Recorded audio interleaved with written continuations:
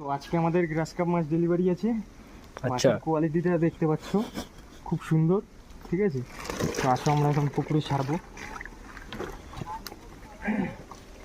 এখানে মাছটা দেখে যা, সবাই ফোনটা নিয়ে এদিকে।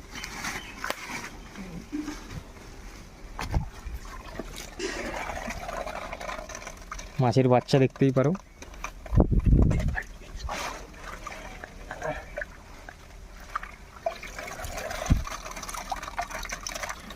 আমরা এখন ছেড়ে দেবো। আজ 2000 মাছের অর্ডার ছিল।